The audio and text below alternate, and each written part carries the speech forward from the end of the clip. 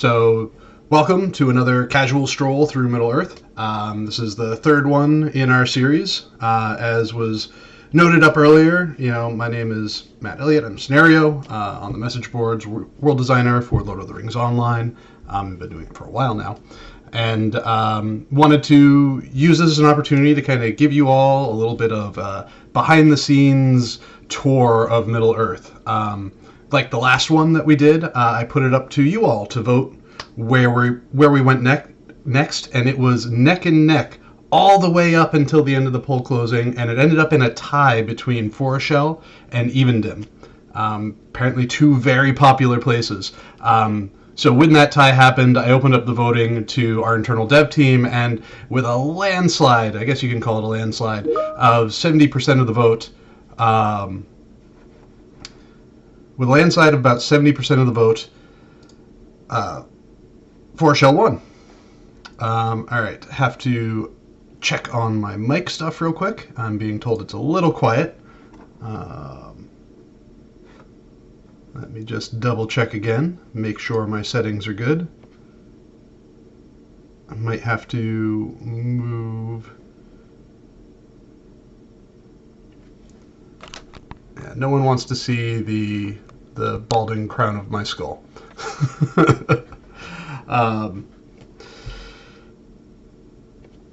Alright, so just a matter of positioning my microphone, I guess, where it makes sense. You guys let me know if I'm too loud or too quiet. Alright, so as was noted before too, this is a world-focused live stream. I'm not going to be answering any questions regarding things that are outside of my purview, so things like item advancement, monster play, class balance, all that kind of stuff is not something that I can really or should answer questions on. There are people that are better suited for that than me. So for this, I figured, since Evendim was a very close contender to winning, we would start our walk through the world here in Evendim. Evendim was the first post-launch region that we introduced to Lord of the Rings Online. It was really exciting, and when we built it, we were kind of expecting we would be going to Forochel, so we left these ruins kind of blocked off, and there was a lot of speculation when the region launched, like what was beyond that. Was there going to be an instance beyond there? Was there going to be another new region? And then very shortly after the launch of Evendim, we were able to kind of answer those questions and introduce Forochel. Forochel, for those of you unfamiliar, is the snowy wastelands. Well, maybe not quite wastelands, but snowy lands to the north of Evendim. Lots of glaciers, huge bay that we'll see, and a very interesting culture in there. So we will start our run up through. Give you a nice view of the hills to the south, and I believe it is just about dawn, right? Yeah, just about dawn. And we'll just decline the roving threats.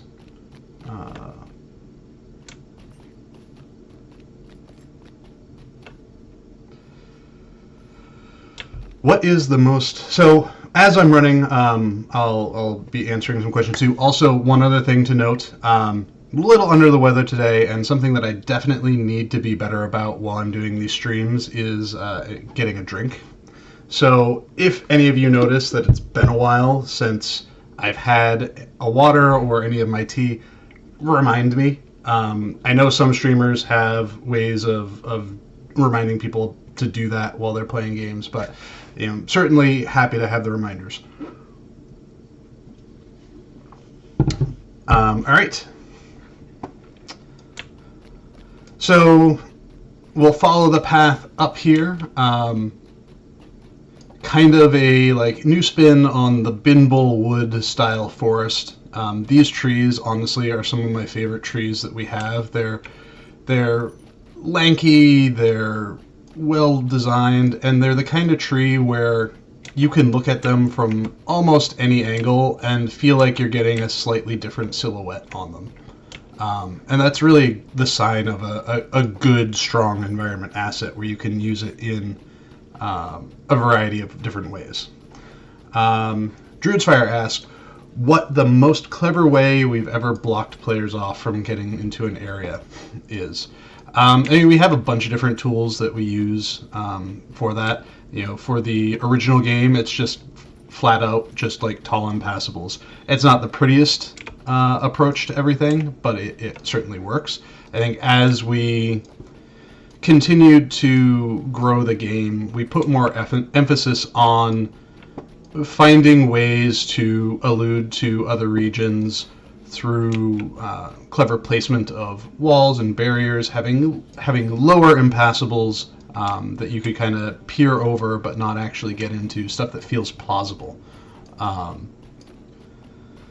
When we get to Aregian, you'll kind of see some of the stuff that we did here in Forochel kind of come to fruition there in terms of like low impassables that work really, really well.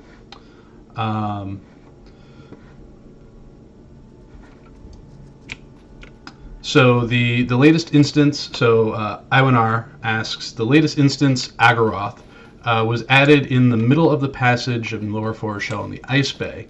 Was this planned all along? And only now implemented, or is it a new idea that's stuck in a convenient place? How many stub locations are there in Forochel? Was there something planned to be added, or at least where a possible link for something new might be added?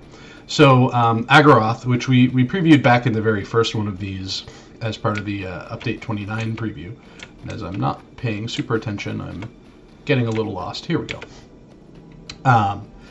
So that originally, we were wanting Update 29 to be a very nostalgia-driven update. And we thought that the Old Forest was a great spot for it, and we were trying to think of ideas for places to go in the rest of Eriador for another instance. And I had a piece of design that I had made years and years ago that was very prototypey. Not a lot had been done with it. And we were thinking, that might be a good place for the instance.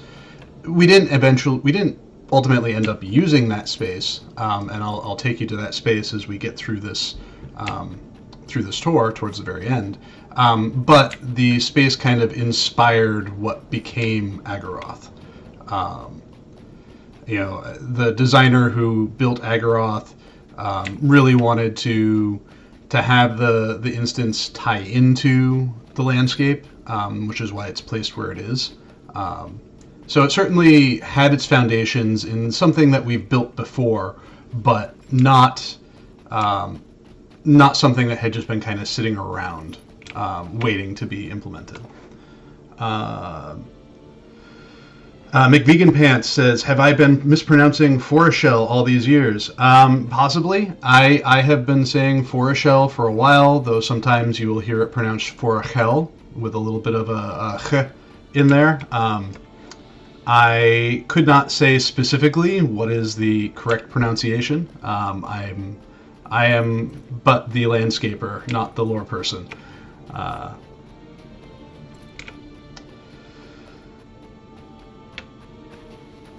So this area was a lot of fun because this was kind of the fun to build, was kind of the introduction to this region and kind of our way of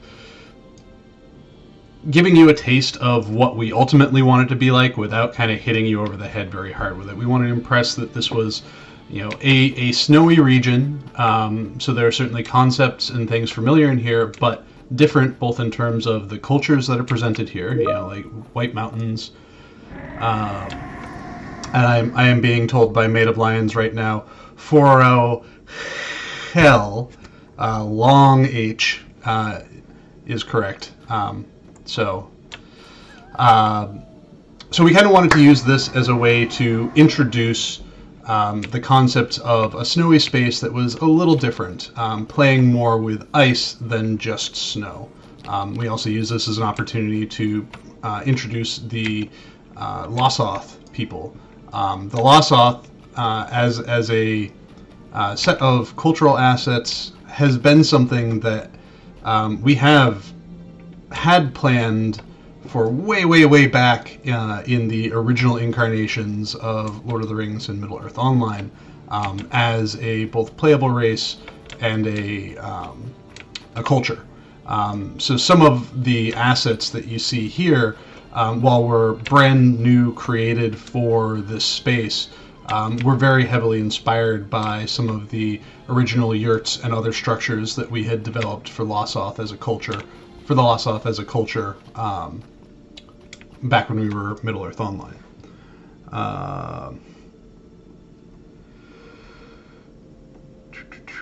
So as we continue down through the questions, what is the rationale for insta-death walls? One of the most annoying aspects of the game. I understand the need for invisible walls, but why do players have to die? So a lot of this is trying to bind immersion with gameplay. In Forochel in particular, I believe you get out far enough into the bay and you will hit an insta-death wall after a series of progressively more damaging effects being put on you. The idea being that you're too far out and you can't take it anymore. We have some other spots in the game where instant death does occur, and I hope that where we have employed that, the story conceit, the gameplay conceit, or the visual conceit is enough. Angmar has the water that will kill you, and its coloration is an intense green. We have the Ramisdeluon also in Angmar, which is the line of death, and demarked by corpses and burnt ground. Between Lothlorien and Mirkwood, there is a line of death in the Anduin on the edges of Mirkwood. Certainly those could be tightened up a little bit more, and it is a task that is on my list of things to do as I have time. But the intent there is, you are getting into orc country and you have become pincushion. And originally Lothlorien, it was intended that the elves of Lorien would kill you if you crossed into their lands without a certain rep level. I think we softened that considerably before we launched it, and then softened those requirements even further as the game aged.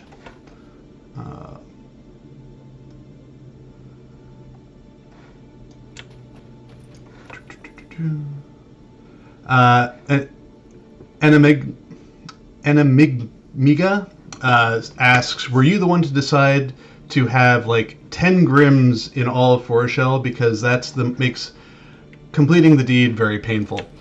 So sometimes there is a disconnect between how we plan out the landscape and how deeds are planned. It's not intentional. By the way, the sidebar. This is what you're seeing right here with these red reeds is a byproduct of when we try to do some larger broad swath changes to clean up the terrain and landscape, particularly in association with updating for the legendary server, trying to consolidate or remove old scene files that don't work. Anyways, back to the question about Grims.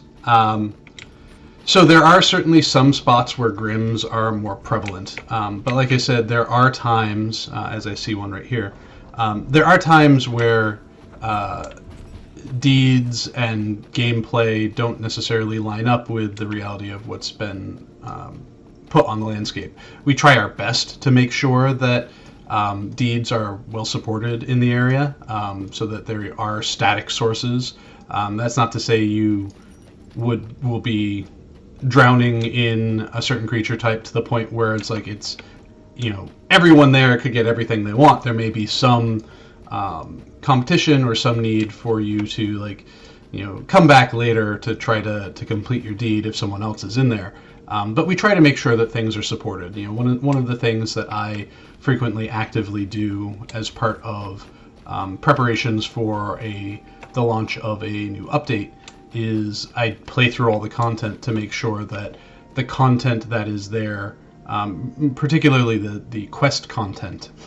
The targets are prevalent enough in static spots so that you could complete the quests without having to rely on purely random landscape spawns, because that can be a very frustrating experience. Let's see.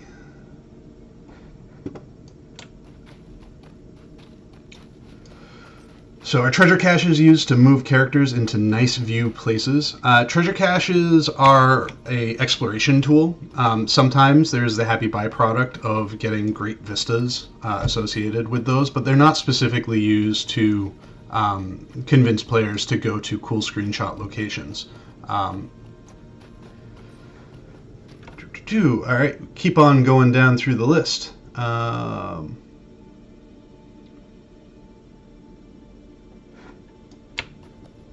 I'm apparently making people smiling by saying yurts.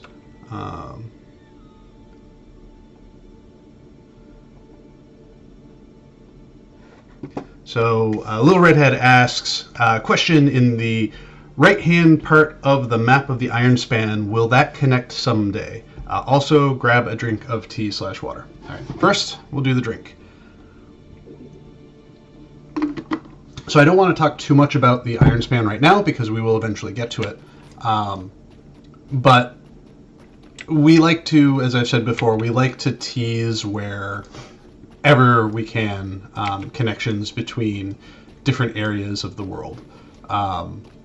It helps to illustrate that Middle-earth is a larger place than it can appear to be, particularly if you're very focused on just playing your content and going, hub to hub to hub. Having those hints and teases on the map shows that there's more to the world than just where you can get to, and that someday those places might become available to you to explore and to play through. So this space was an interesting space to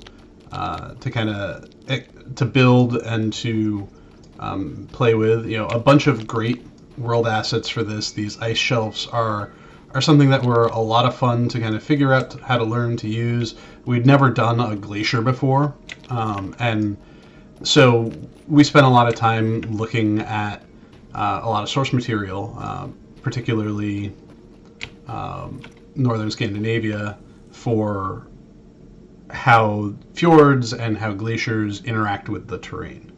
All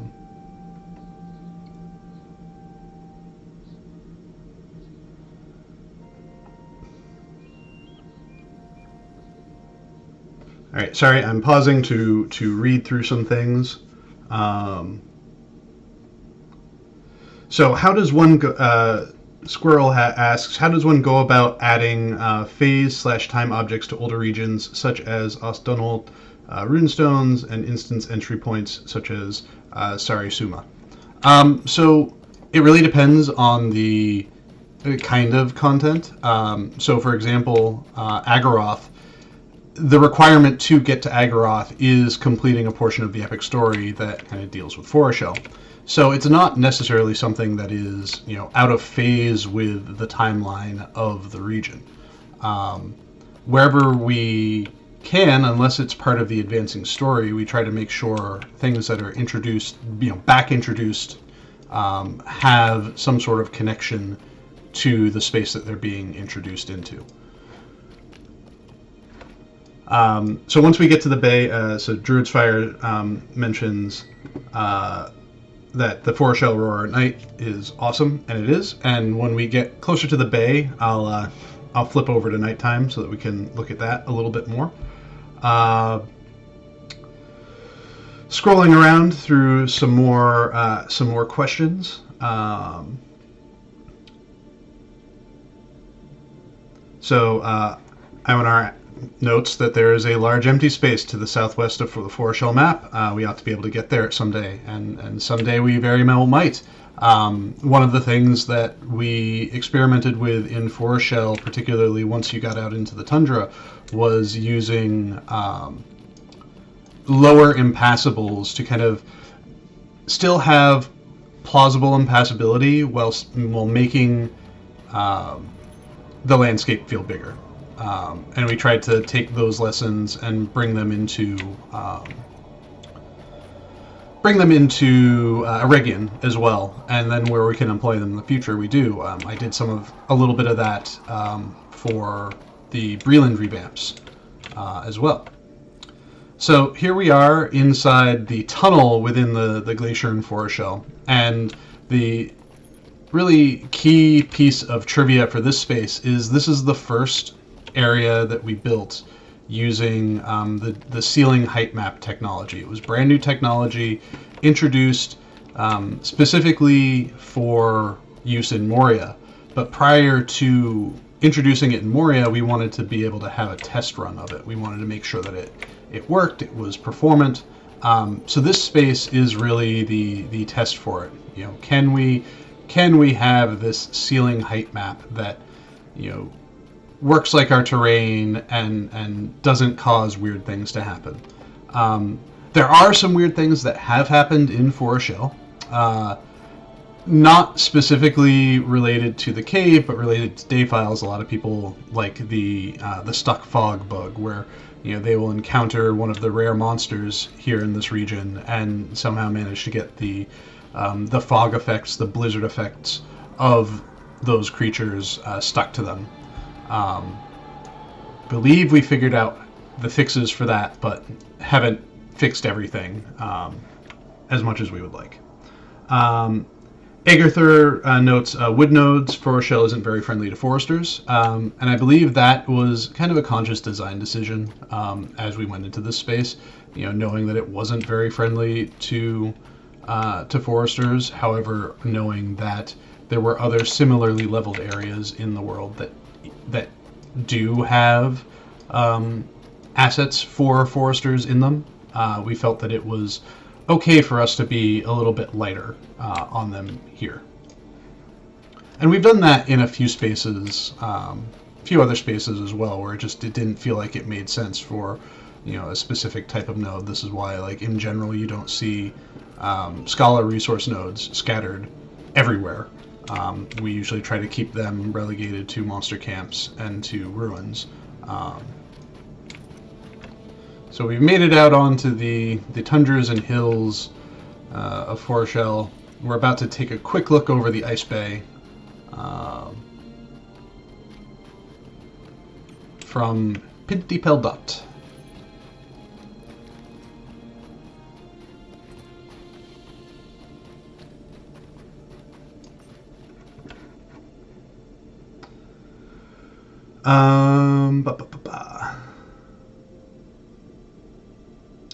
So Thoroller asks, how do people collaborate when building a new region? Is there some kind of revision control system where you merge your work with someone else, view differences between the two versions in the same space? So our tools are very file exclusive. So if someone is working in an area, they through our source control system check out those files and lock them. And that means that other players or other users, developers, can't access those or can't make edits to them.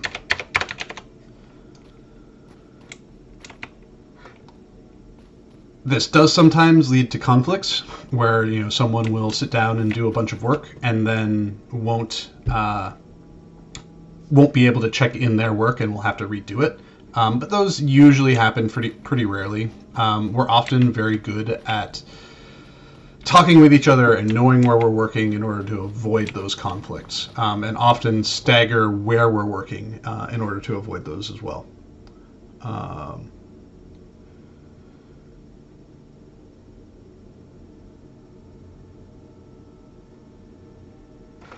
So can you explain a little bit more about the decision behind Narrow Delve and how you ended up placing that in Jakuru after 10 years release from the area?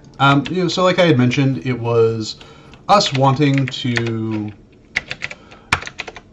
feed a little bit of nostalgia into the game.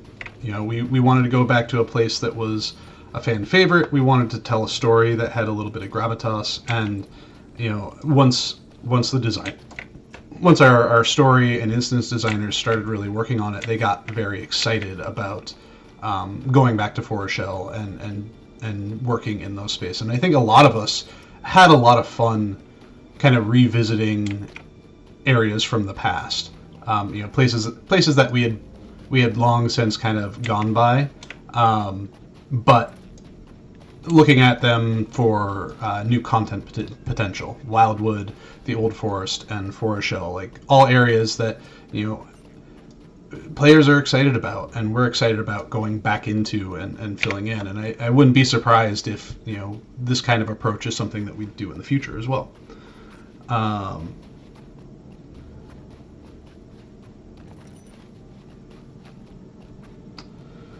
Lyron asks, does the cold environment still impact your character? I don't see the icon below the character portrait.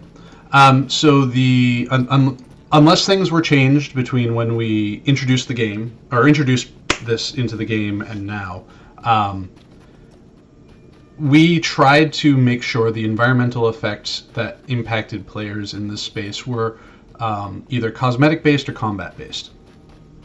So that you weren't just like by being in Forochel, you weren't being punished, because we had gotten through Angmar, and omnipresent dread in several spots was very oppressive, and it made it difficult to feel good about being in those spaces.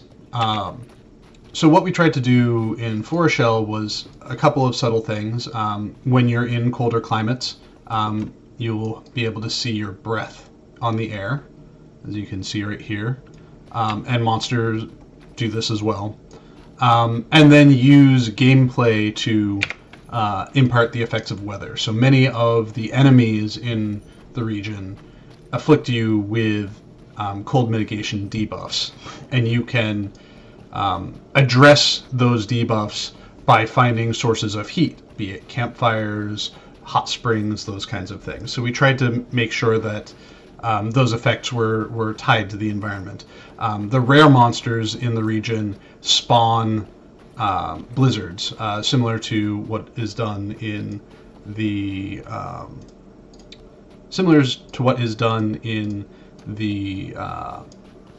Misty Mountains.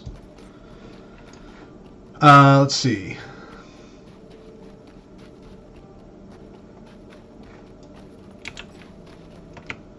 Looking through for some more questions. So am I playing on Arkenstone or some other server? I am playing on a private server right now.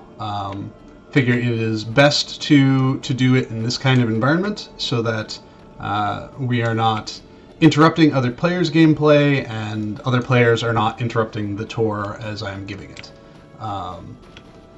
I'm sure you would all be lovely following me around, but it is a lot easier to tour guide without those kinds of interruptions.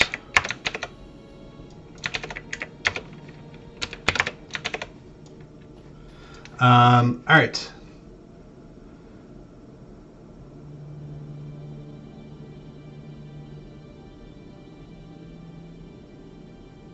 So sorry for the pause again. I'm still going through the list of questions, and hopefully can answer them, as many of them as I can.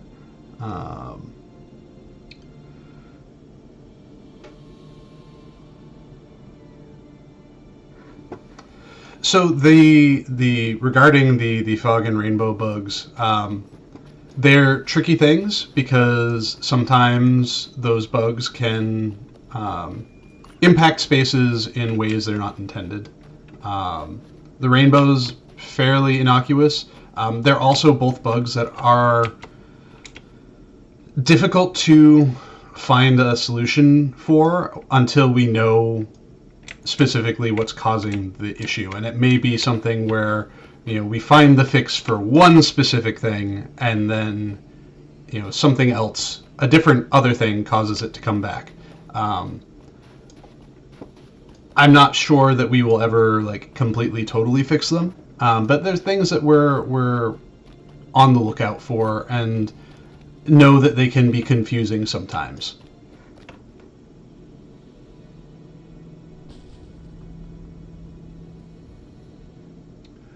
So why don't we have rare mobs in higher levels, shard droppers? Used to be a fun alternative gameplay.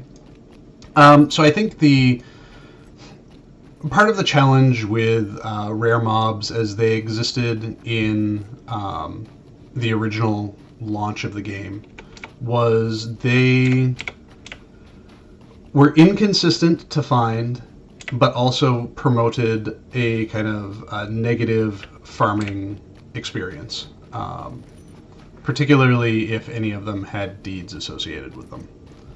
I think a lot of the system has kind of moved towards things like roving threats, which are, bigger, meaner, but more consistently fightable enemies. Not to say that as far as their rewards go, I don't have much feedback as far as that goes. Just talking in terms of the experience when you're actually engaging with it. Do you think we will ever see seasons in places like the homesteads? I would love to see my personal house in a snowy setting so that my Yule decor looks nice. So one of the things that I've kind of picked up as my torch is, being the housing guru for implementation of new neighborhoods and new features for housing. The Rohan homesteads saw the introduction of several new hook types, and there are some hook types that I have in prototype phases now that I'm excited for as far as what they can do to give players a little bit more mastery over their space. No ETA on when they'll be available, but there are certainly things that we're interested in doing. As far as actual physical seasons, being able to physically change the environment from grassy and green to snowy and wintry, that's a much more challenging proposition and probably not one that will see the light of day. That's just because of how the technology works. It's much harder to change those aspects of the landscape around on the fly. Basically, it requires data build to do that. Not to say that there won't in the future be neighborhoods that have a more snowy aesthetic to them, so that you can have that experience.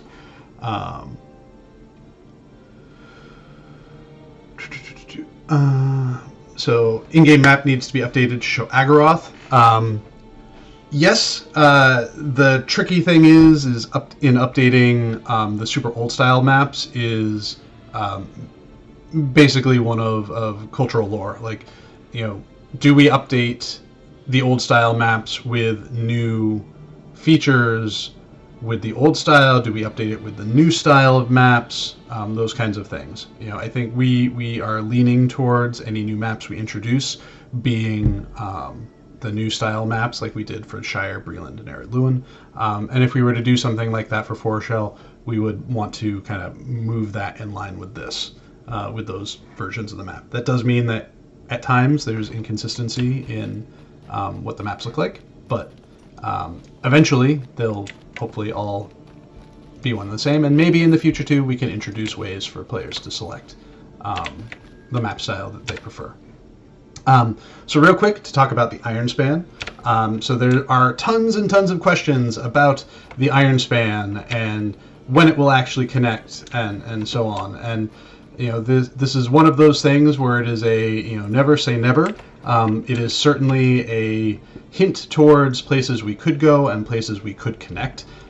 Originally, when we were building Angmar and we built Karn Dûm, the intent was to allude to a road leading from Karn Dûm, the kind of back areas of Karn Dûm, to the west, which could eventually connect with Forochel. However, there is a lot of space in between those two regions. Effectively, I believe it's Forwardwaith would kind of fall in between, and until there's a reason for us to really go there, I wouldn't expect that an actual connection would happen. We'd also probably have to do some changes to Angmar itself in order to support any sort of connection between the two areas.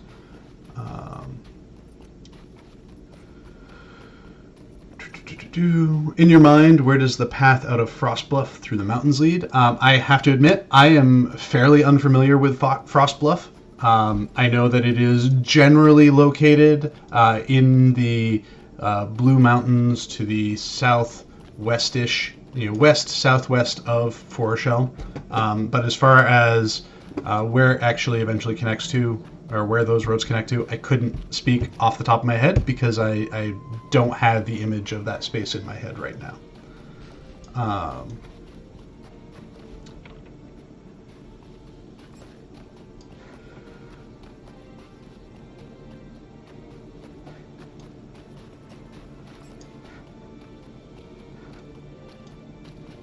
So there was a joking comment regarding some of the floor textures for housing after the per pixel lighting attenuation went in.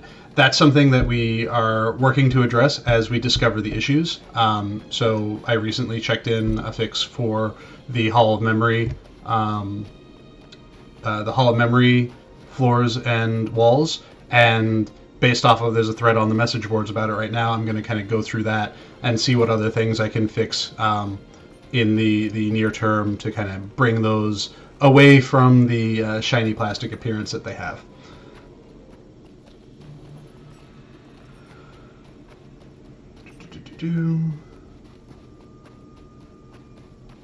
All right, so as we continue on,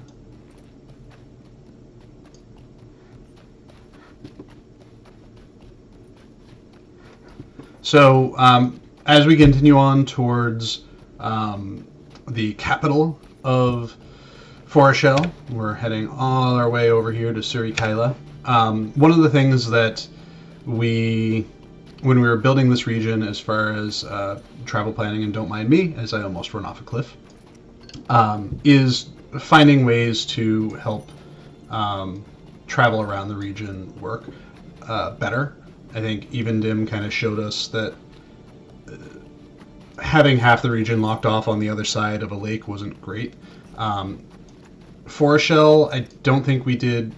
We got a little bit closer to helping it, but I still don't think it's the optimal solution for travel.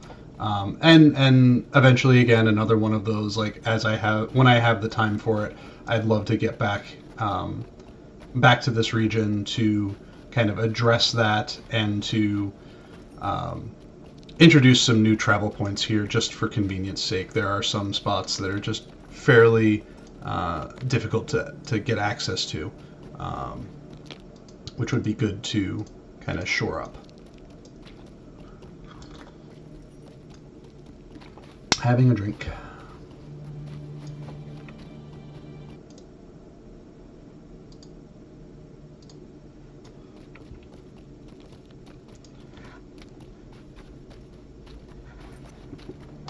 So, Son of Horus asks, how difficult is it to design the places that Professor Tolkien didn't really go in depth on in writing, Forochel and Rune being major areas like that? It's challenging, but also exciting. There's the whole, like, you find the breadcrumbs in the source materials. You look deeper into other materials. Either books that we don't have the license to work with, or materials that have come up as part of conversations. There's a lot of scholars talk a lot about Tolkien and the mythos associated with it. So there's lots of great conversations that we can, take a look at and leverage.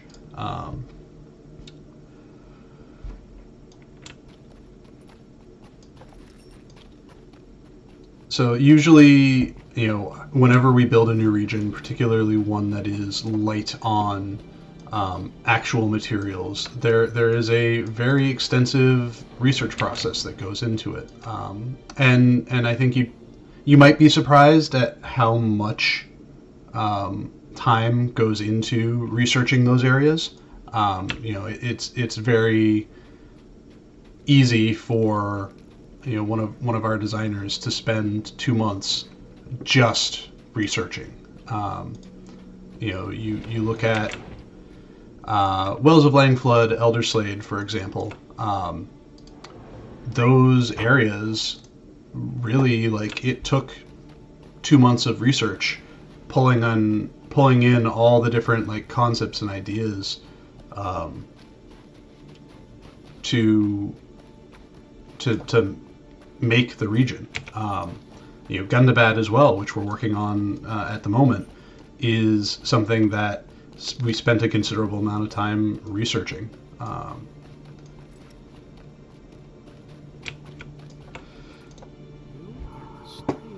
So we're going to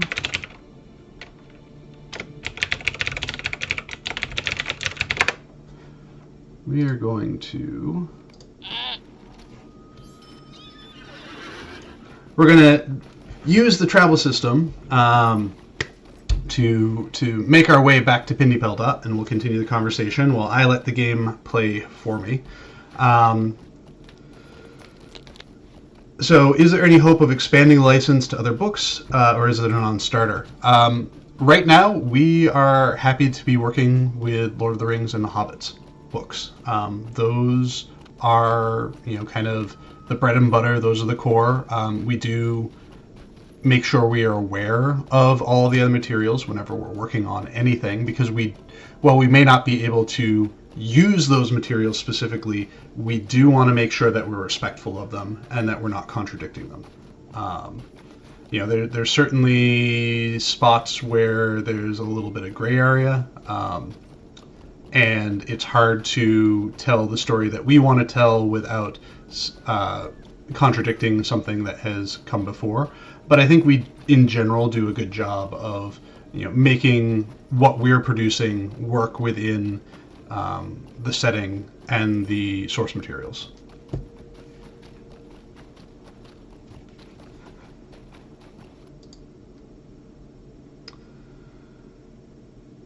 So 2 months sounds crazy and cool. Yeah, I mean, it is a lot of work going into building and researching this game. Like there is a lot to it, and we spend, we want to make sure that we get things as right as we can, and that's why we invest that effort into it.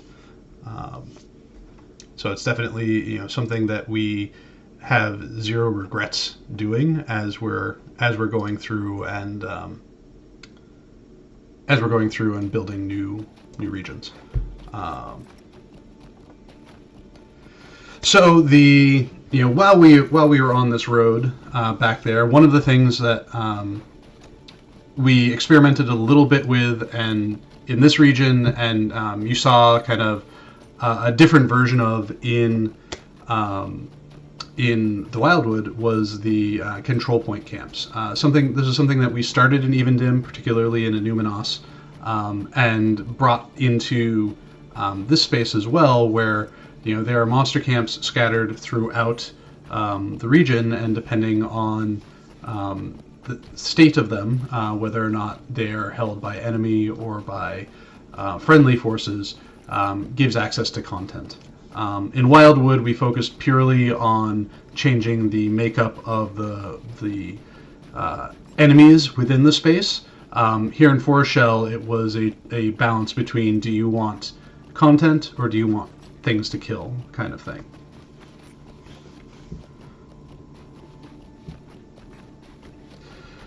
So Timble Tunuk asked, you were explaining watching National Geographic docs as a team for previous places. Did you do the same for Forochel? We did. Not as extensively as we did for Moria, because Moria is a very big beast all on its own.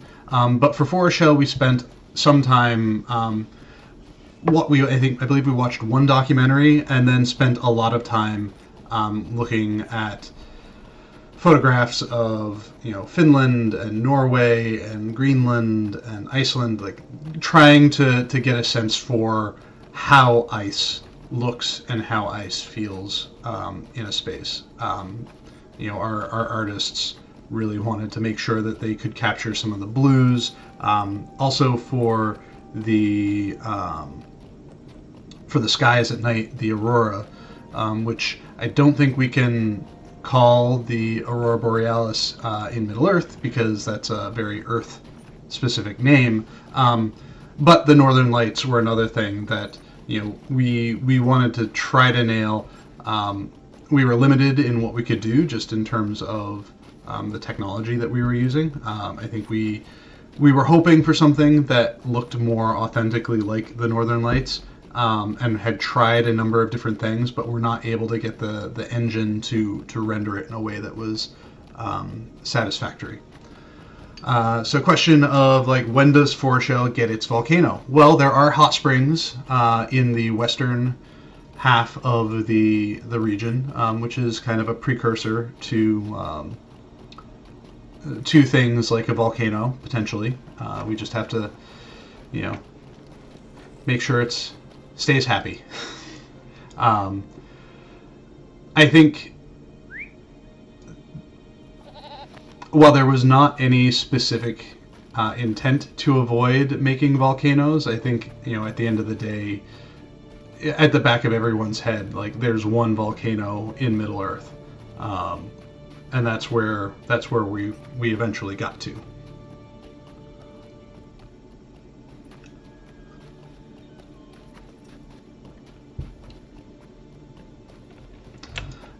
So we're continuing on into the tundras of Forochel.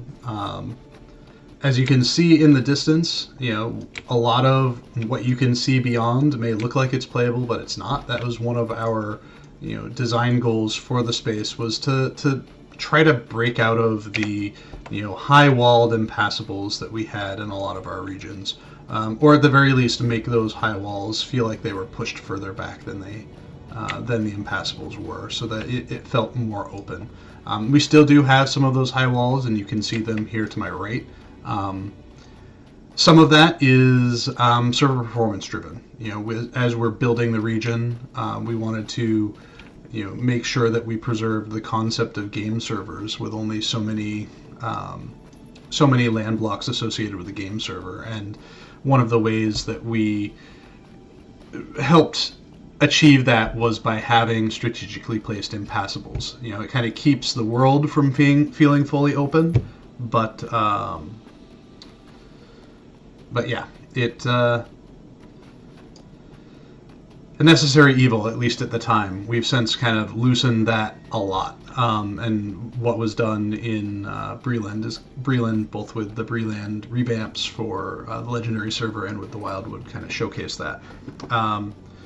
So before we run out of time, what was the undeveloped area that we chose? So we will get there. I'm feeling, unless there is someone coming right up afterwards, I might run this a little bit longer so that we can actually get through a bit more of the region. I feel like I'm talking a lot more and running a lot less than I should be. But yeah, so you can see here in the distance, these impassables are a little bit lower. They're not the high walls that we had elsewhere. We pushed them down. We tried to push them down even further in Eregion, and when we have opportunities to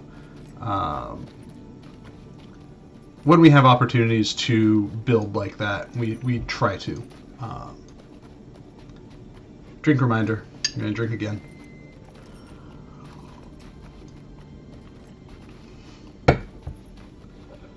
So I believe this is this region is also the region that saw the introduction of a few new creature types.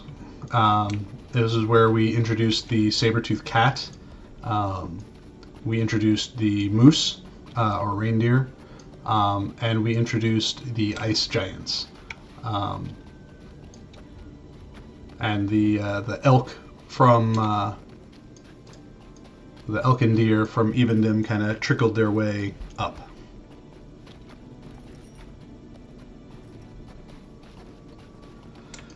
So Lils of Laurelin says, removing the walls of Archit and Combe ruined the good pacing of those areas. Now you can go east and be instantly one-shotted by 10 levels higher because they didn't change level the mob to change topography. So to some degree, that is actually kind of by design. When we pulled down those walls, the boundaries of the Archit Vale still were intentionally left very clear. You know, the bushes and shrubs still demark the edge of the space.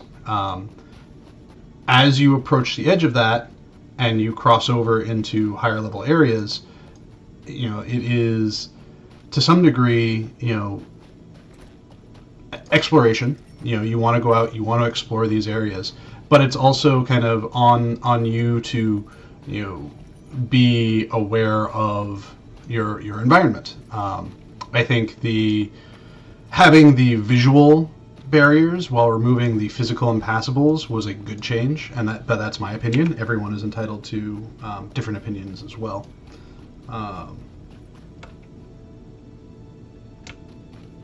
But from a design perspective, it was intended to be a way for us to open up the world and remove kind of needless barriers. You know, the way that the world had been built before was very segmented and kind of antithetical to an open world.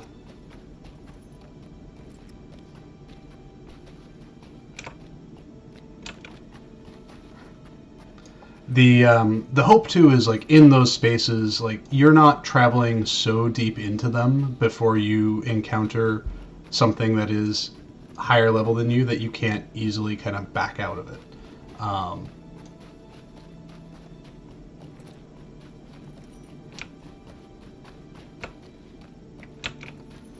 So we are slowly working our way around. We haven't gone into very many of the interiors yet. Pay no attention to that floating rock. That is a far view issue.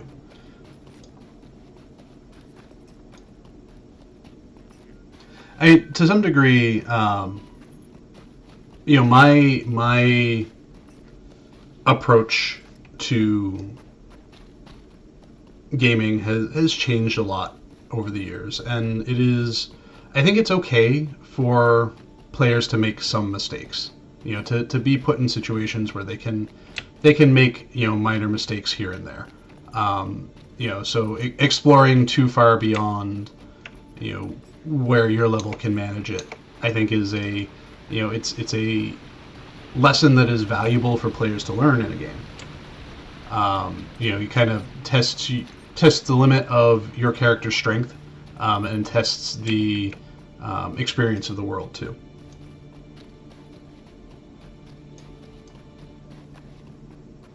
So the Potent Finberry talks about in the Weather Hills there's the level 55 half-orc camp. And the hope is that those specific encounters are distinct and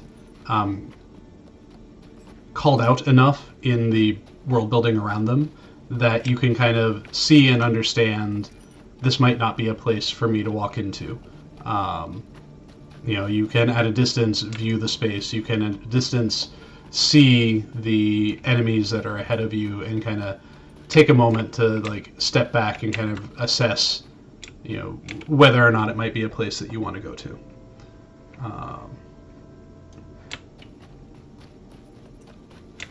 Let's see. I forget if I can actually jump out here because I want to go look at the. Can I squeak out here? Yes, I can. One of our old design tenets is, you know, make sure there are multiple ways out of a monster camp.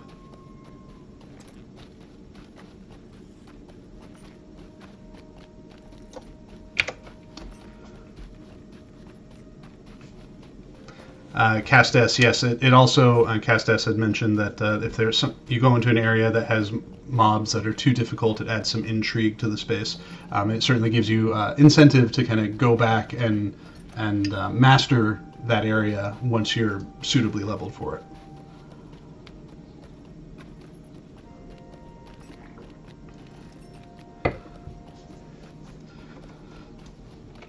So there is a lot of conversation. B414. There is a lot of conversation that it comes up every so often internally too about, what the value of deeds like the undefeated deeds are in the game. Is it a deed that is good for the game? Is it a deed that's bad for the game? Does it encourage players to just play too safe so that they can get that deed? And it's something that came up in conversation, particularly with the legendary servers. Like, did we want to have those deeds, and with Bombadil as well, like, did we want to have those deeds available on the legendary server and on Bombadil, because those deeds kind of encourage players to take less risk when they're playing.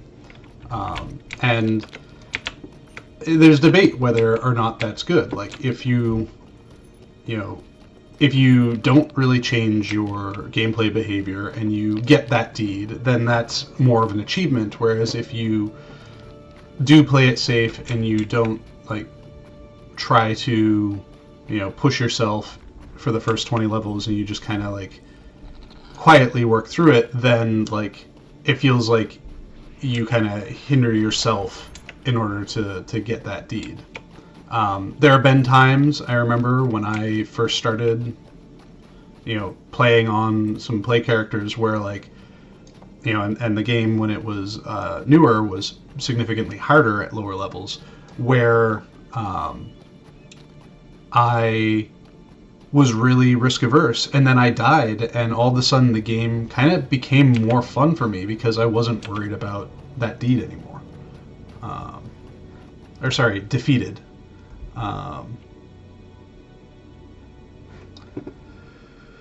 Alright, so we'll conclude our walk around of the region by getting up to the ruins here and looking out over the bay, and then I will send us on over to the secret hidden spot that I'm sure some of you have either seen radar images for or screenshots of in the past, because we can't always prevent that stuff from getting out there. But we'll go take a look at that real quick and talk a little bit about that to wrap up things. We won't make our way down to the boat because I'm pushing time. Though that structure was updated as part of update 29, since we had the fight for the instance. The Agaroth instance included a non-destroyed version of that ship. We decided to update the existing destroyed version as well in order to kind of make it match the style that we have, that we put in place for it.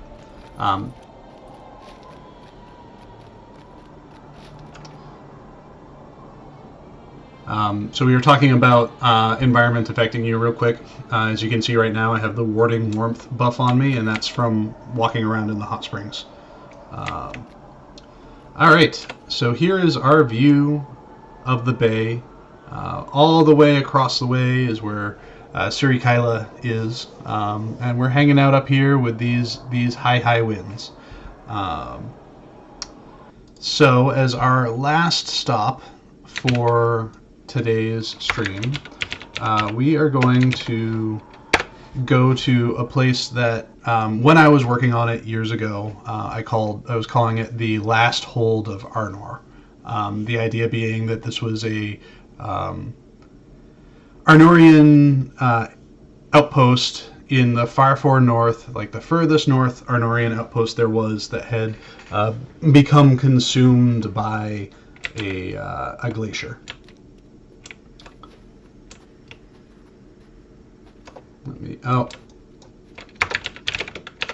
I forgot there are no mounts allowed here. So pay no attention to the fact that these are Rohan assets.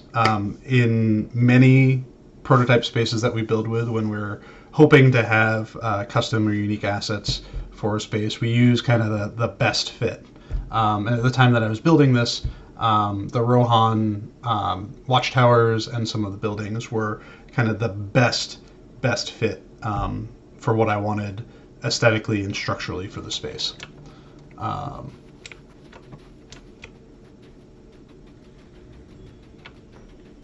So the idea here was that this was going to be an instance with a bit more of a dynamic conflict going on in it. Never got much past the initial height map and landscape building of it and the initial ideation of it. But the idea being here that it's a place that players kind of work their way through with taking some of the control point stuff from Forochel into consideration and letting some of that kind of gameplay work its way into this area. So this is located, let's go to area door. So this is located, you can see where I am on the map here. This is on the other side of the mountain from Capukota.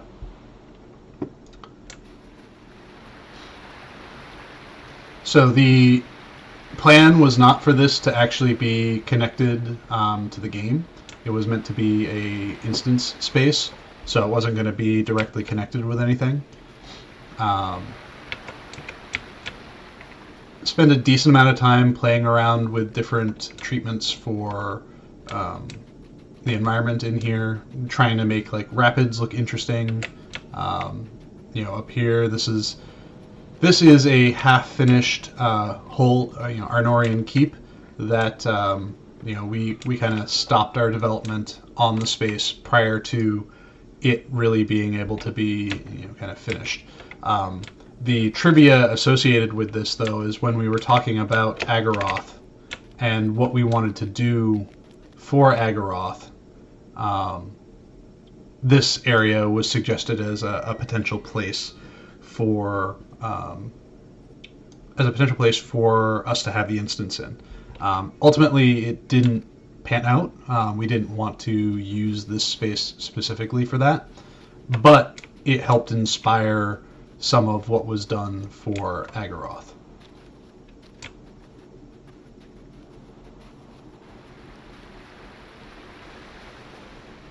So yeah, that's the little bit of behind the scenes.